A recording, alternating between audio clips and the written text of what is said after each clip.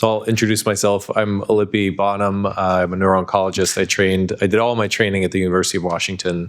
So MD, Ph.D. in Nefi Stella's lab in cannabinoid pharmacology, residency, fellowship. And then I'm happy to be here. I have a partner, Trusha Shah, who's not able to be with us today. And my goal today is to give you what I thought were some interesting updates from our recent meeting, the Society for Neuro-Oncology, which was in just this past November. And I decided to focus on grade 2, grade 3 gliomas, just to keep it short. Let's see here. Okay, great. So I have no relevant disclosures with any of the companies I'm going to talk about.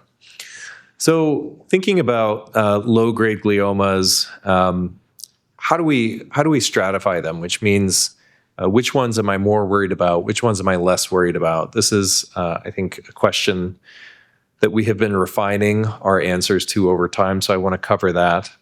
And that leads directly to the next question, which is, when is it appropriate to wait and see? When is it appropriate to take a more minimalist observational approach? And then what are some new or newish options that have been around for the last couple of years and patients and us are excited about? What about the old options, and when should we use what? How do we put it together into a treatment algorithm? And then what do we think is coming up in the future? So what identifies an unfavorable prognosis in IDH mutant glioma? We've had kind of several iterations of this over the years. I'm showing you the Pignati criteria, the RTOG 9802 criteria, and sort of the current thinking, which is that it matters how big the tumor starts out. It matters how big the tumor is after surgery, how much postoperative volume there is. More is worse, but it turns out that might matter a lot more for astrocytoma than for oligodendroglioma. So having greater residual with an oligo is really less associated with prognosis than it is with astrocytic tumors. In general, astrocytic tumors have a poorer prognosis.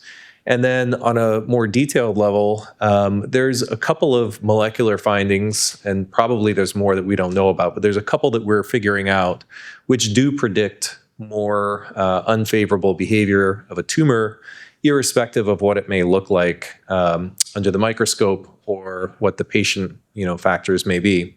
This includes homozygous deletion of CDKN2A/B P16, any really activation in the retinoblastoma pathway and the PI3 kinase P10 pathway. The one that is really best established is CDKN2A, and actually for astrocytomas that are IDH mutant, just the presence of this factor alone makes it a grade 4 tumor.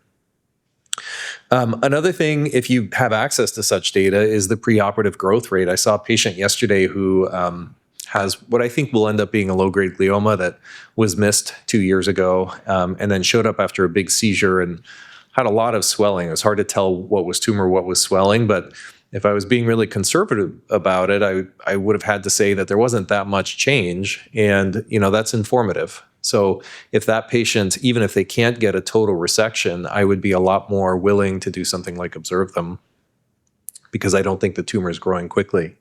And then the presence of enhancement as a radiographic correlate of something like microvascular proliferation, which is felt to be, or neoangiogenesis, which is felt to be a higher grade feature. So if you've stratified, or you think you've stratified a tumor, when is it appropriate to wait and see? And really the most important data, I think, to justify this approach is very old at this point. It's 20 years old. The EORTC 22-845 trial, which was done in the, I think, 80s and 90s, enrolled 311 patients with good performance status, low-grade glioma.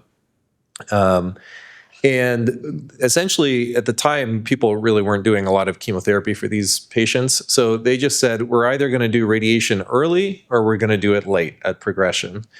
And what was interesting about it was there was no difference in overall survival. And that was informative in, I think, at least two ways. So there was a question at the time, if you do early radiation, do you actually harm the patient? So do you introduce Do you increase the likelihood of tumor mutations that might increase the likelihood of malignant transformation at a sooner time point if you do early radiation? That was one theory at the time, and I think these data would say no. Another theory was, well, if you don't treat it up front, do you allow it more time to grow and to develop, and do you harm the patient by waiting? And again, these data would say no. So my interpretation of these data is radiation is an excellent treatment. It controls the tumor, for a period of time, and clearly has an effect. But it really doesn't matter when you do it. You get the same benefit you get the same benefit whether you do it upfront or you wait. So you might say, well, what about higher grade tumor? We don't have a trial for this, but we do have one, I think, fairly well done retrospective series that was published in Neuro-Oncology a couple of years ago, which looked at conservative management for, I think, a very carefully selected group of grade 3 or even grade 4 IDH mutant tumors. It's important that they're IDH mutant. You would never do this with an IDH wild type tumor because they behave, well, there is no more grade 3 IDH wild type.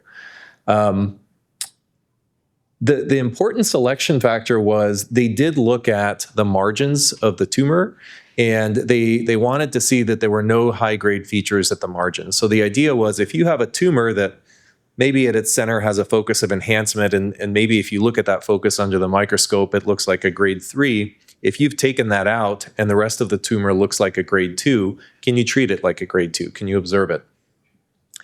And what they found was that it took almost 3.5 years from the time of surgery for the treatment team to feel compelled to do a next treatment, which would certainly suggest that you can observe these tumors because that's a long time. If observing them was wrong, you wouldn't go that long before people felt compelled to treat. And that's a median. So I think that's actually pretty compelling data. And then even though it is, I will say, retrospective, single institution. And then if you look at what were the factors that predicted, good outcome, it was exactly what I just told you from the prior slide. So co-deletion status, meaning oligodendrocytic tumor, pre-op and post-op volume. So how big was the tumor and how much did you get out? Tumor growth rate, age, and I thought there was more. I think I might have missed some in my slide. So all of this plus the understanding and the remarkable discovery of the role and function of the IDH mutation, which occurred about in the 2010s, early aughts and 2010s. So the IDH mutation is, thought I had a slide on this. Oh, here. The IDH mutation, there's two of these enzymes. If either one is mutant, what you end up getting is an enantiomer of the normal 2-hydroxyglutarate molecule, which does not exist in normal tissue, and therefore we use the term oncometabolite. And this oncometabolite D2-hydroxyglutarate is actually does a number of things. It's active specifically at enzymes that remove methyl groups from chromatin. And therefore, it promotes a hypermethylated phenotype. By this mechanism, it can actually affect the expression level of thousands of genes. And so there's actually an expression profile that's associated with an IDH mutation. So as we understood this, we developed drugs that can knock down this enzyme, this mutant enzyme. And what's great about these drugs is the only place that these mutant enzymes exist is in the tumor. So they're very well tolerated. There's a couple generations. The first generation, ivosidenib, was selective just for the IDH1 enzyme. Vorasidenib, which is the newer one, is selective for both enzymes IDH1 and IDH2, and is also designed to be brain penetrant. And so what's interesting is when you use vorasidenib or ivosidenib and reduce D2-hydroxyglutarate, you get decreased tumor proliferation. So that sort of validates this idea that the IDH mutation is one of the drivers of tumor proliferation. you get reversal of the gene expression programs that I just mentioned. So this is a reversible phenotype. And the most interesting thing to me is there's increasing recognition that you actually get increased tumor infiltrating lymphocytes. So you get increased immune surveillance of the tumor. So this is sort of an area of increasing interest, and the question is being posed, can we combine IDH inhibitors with checkpoint inhibitors or other immunotherapies, and would that be more successful? But so the trial that I want to make sure and cover today is not new anymore. It came out 2 years ago almost. The Indigo trial has really changed the way that we approach IDH mutant tumors, especially grade 2, but even sometimes grade 3. This was a trial that enrolled patients over 12 years of age. They had to have at least one prior surgery for glioma, but several of them had more. There were patients on trial that had had 3 surgeries for glioma, and that was allowed as long as they'd never had radiation or chemotherapy. They had to be relatively stable, I think 1 year from surgery and no more than 5. And so they were enrolled in a double-blinded randomized trial of placebo versus vorasidenib. Vorasidenib, as I mentioned, is the IDH1 and 2 inhibitor. And by the way, these slides are from the company's presentation at SNO. This is the primary measure of the study. So this is progression-free survival, and this is the second interim analysis. And what you can see is, first of all, people do not progress in 3-month intervals. This is because most of these people were called by radiographic criteria. So we get MRIs every 3 months. That's why it has this pattern. But what's interesting is that at 24 months, you have almost 60% of patients on vorasidenib that have still not progressed versus about a quarter of patients on placebo. So that's very exciting data. What's more exciting to me is this slide, because as those of us who treat these tumors know, sometimes after a surgery, even late after a surgery, they can be involving T2 flare abnormality, and it can be hard to know, is this, bulky globular T2 flare abnormality that's tumor, or is it more like, scarring from the surgery? And especially when it's accumulating 1-2 years after a surgery, it can be, sometimes you just have to call it progression. What this slide indicates is, the actual thinking of the treatment team. So without being bound by criteria where you have to call things progression based on the increased signal, did they really think it was progressing? And the numbers here are even better. So at 2 years, in 80% of cases, the treatment team felt there was no need for any further treatment versus 40% of cases with placebo. The other interesting piece of data that I hadn't seen until this last iteration that was presented at SNO was, so this is tumor growth rate, and the blue is placebo. And what you can see is that there's kind of a steady growth rate, which you would expect for these low-grade tumors. But with IDH inhibitor, tumor growth basically stops when the IDH inhibitor is started, and that's expected. What to me was unexpected is that in the late term, the tumor actually decreases in size, although this is, past 1.5 years out.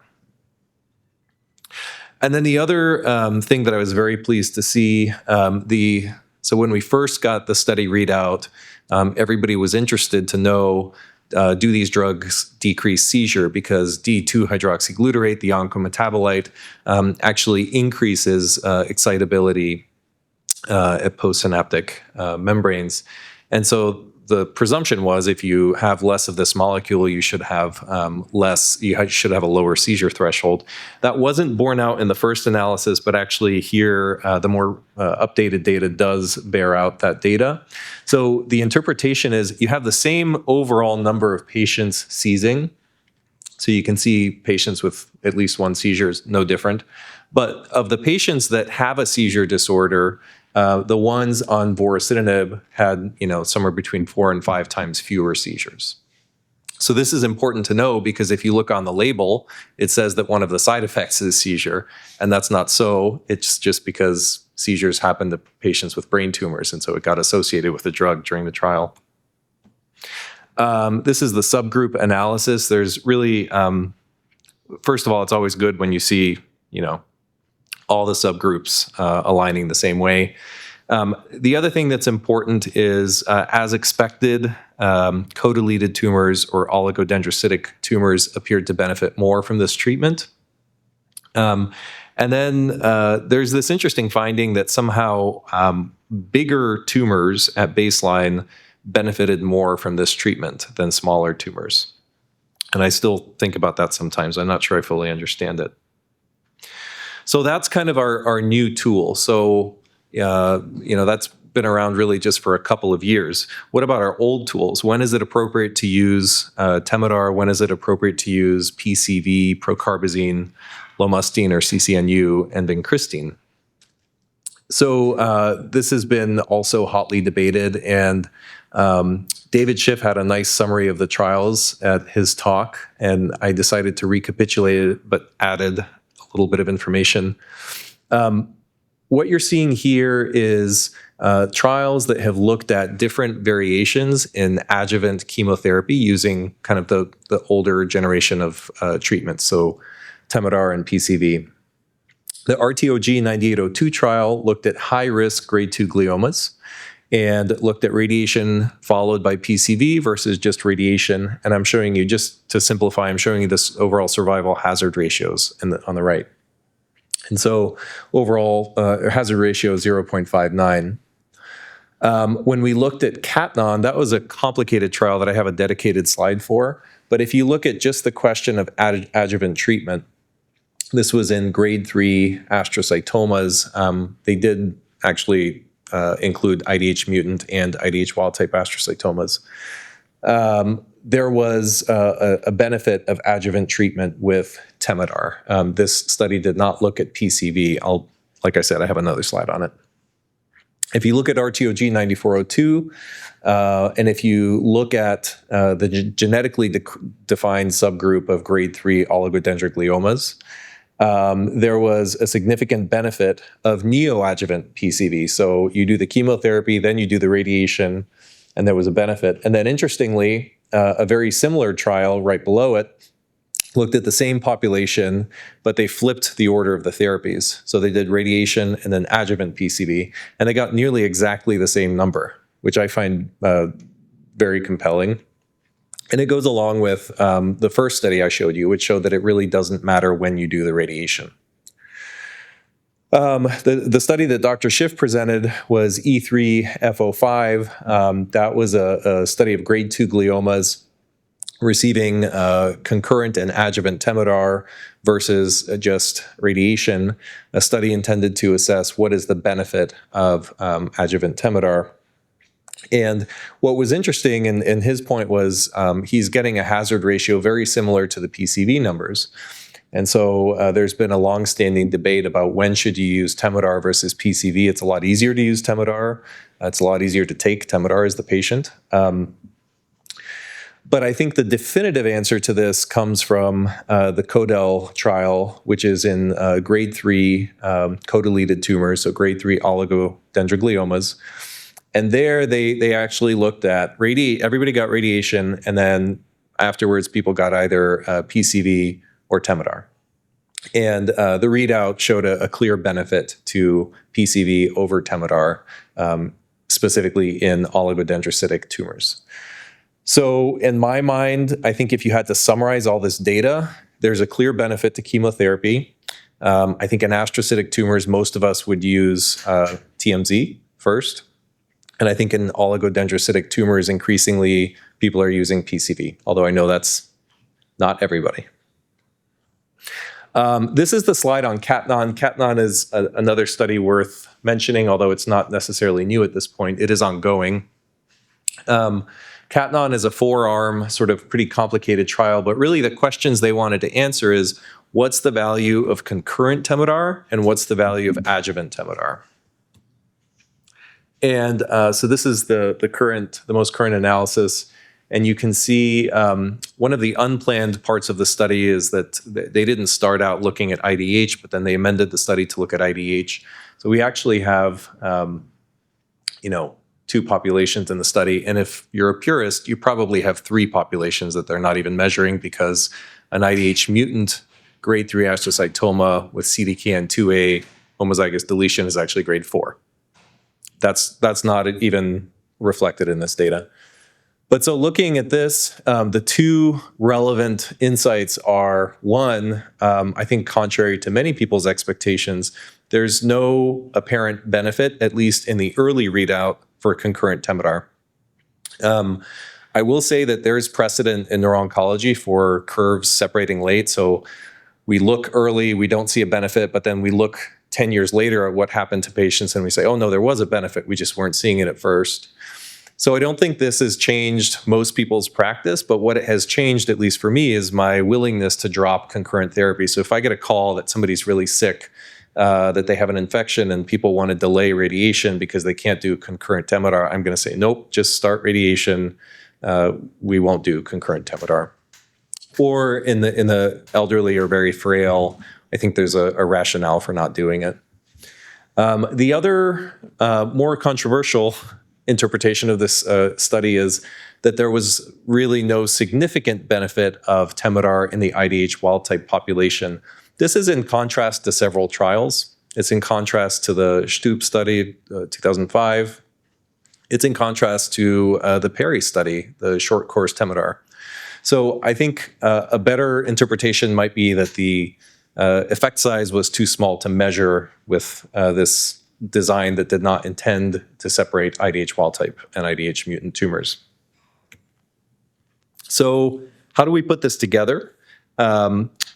This is kind of generally my go-to strategy. If I have a grade 2 oligo or astrocytoma and I have a complete resection and I know it's IDH mutant, I'm going to try to observe it unless if there's some factor that has me worried that's, I would have to, on an individual basis, consider. And then if there's progression or when there's progression, then I would reach for vorasidenib. And I would do that before radiation. And this has not really, I think, penetrated. I still get a lot of questions from the community about, oh, we're starting radiation and is there anything else we should do? And my answer is don't start radiation, start vorasidenib. If you have a subtotal resection, in some cases I would observe, but I think in most cases I would reach for vorasidenib. Definitely for astrocytic tumors. I think in certain oligodendrocytic tumors, depending on the location, like if it were right frontal and they were residual, I still might observe it for a while. So that's a little case dependent. But in all those cases, when there's progression after vorasidenib, then you kind of go to your old treatments. You go to radiation and chemotherapy. Grade 3 oligodendrocytic tumors. I'm increasingly trying to observe these cases, and sometimes there's pushback because that's not the standard strategy, but I did show you some data to that effect. This is especially, I think, useful for cases where it's a big tumor, there's a part in the center that's enhancing, that part is out. I think that's a case where you could reasonably at least get a 3-month MRI and then kind of keep pushing off the decision. And if nothing changes, there's no reason, I think, to start vorasidenib. To start treatment. For grade 3s, I would favor upfront radiation over vorasidenib. And like I said earlier, for oligos, I would use PCV. For astrocytic tumors, I would use Temodar. So what about the future? Where are things going? This is the Stellar trial, which I'm proud to say was open at this institution, although I kind of inherited it. I think one of the people that opened it is in the room. So this was a phase 3 randomized study, open label study of eflornithine with lomustine versus just lomustine for patients with first recurrence of an anaplastic astrocytoma. Again, IDH mutation and CDKN2A were not taken into account during study design because that wasn't standard of care. So at the time, they envisioned 2 arms. And the interesting thing about it is the arm that got eflornithine had a much lower dose of lomustine. So for those that remember the BELOB trial, 90 milligrams per meter squared, I think most of us think is not a very effective dose, at least for high-grade gliomas, versus 110 milligrams per meter squared maybe is more effective. And so, in a way, the study was stacked against the experimental arm, which I like. So the results, initially look like they're negative, right? So there's no significant difference between arm A and B in either median overall survival or progression-free survival. But if you go back and apply modern diagnostic criteria, you can understand that there's actually 3 study populations in this trial. There's the IDH wild-type patients who probably had an actual, earlier developing glioblastoma, is what we would call it now. There's the patients that had a true grade 3 IDH mutant astrocytoma, and that would require that CDKN2A/B was intact. And then there's the patients that actually had a grade 4 IDH mutant astrocytoma. So if you look at just the population of grade 3 IDH wild-type astrocytomas, there was actually a significant difference between the treatment arms. So 50% increase in overall survival, doubling of progression-free survival, both highly significant. This is the subgroup. Sorry, this is a cell phone picture from the meeting. But again, they all sort of align in the same way. So what is this thing? Eflornithine is an irreversible or suicide, it says agonist, it should be antagonist. It's a suicide antagonist of ornithine decarboxylase. It was developed as an anti-cancer drug.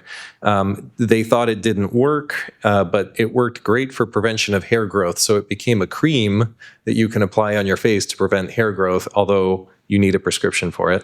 And it apparently somehow, I don't know how this was discovered, also works for a variety of African sleeping sickness. I had never heard of it before inheriting this trial, to be honest. But it was recently FDA approved for neuroblastoma.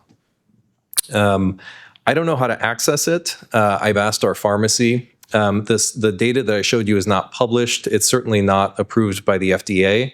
But I think in the future, this might be an additional option that we can add on to our algorithm. So maybe that should be the optimal strategy at recurrence. It took about 1.5 or 2 years for the FDA to approve vorasidenib, and this data is not as strong, so this could take quite a while. I'll stop there. Any questions? Thank you, Alipi. One question with regards to vorasidenib's efficacy and its impact on extended resection goals for surgery, right? Because historically, the goals of resection have been set by the inefficacy of the treatments that we have. So do you think that this is going to shift the curve a little bit more towards more conservative, less debilitating operations? I think that's location dependent. If it were me and I had a right frontal tumor, I would want a wide resection irrespective of what I was going to use afterwards. Could probably say the same thing for a right temporal tube in a left hemisphere dominant patient. In terms of how much residual should we tolerate, I think we always want to come out of a surgery for a low-grade glioma without new deficits. If you're close to a tract and don't know how close you can get, I think that you could consider a 2-stage surgery is probably what I would recommend, because if you come out of surgery and you get a result that it's an oligo, I probably wouldn't do more. If you come out and it's an astrocytoma, or maybe it has a CDKN2A/B mutation that makes it a grade 4, then you might want to go back in. So it's location dependent, and I would probably err on the side of getting a complete diagnosis before going for the high risk portion, even if that meant a second surgery. I'm curious, I don't know, Jerome, is that what you would? Yeah. I agree, though. I think all these trials don't get into the real issue, which is location and symptoms. If somebody has a low risk, completely resected right temporal lesion, I'm not so worried. But if somebody has even a little residual and it's near speech, motor, or varietal, I think people undervalue how disabled those symptoms are. I feel completely different. None of our data actually tells us that. So, that really influences my decisions. But our options are really expanding. Yeah. Okay. And now I want to introduce our last speaker, who is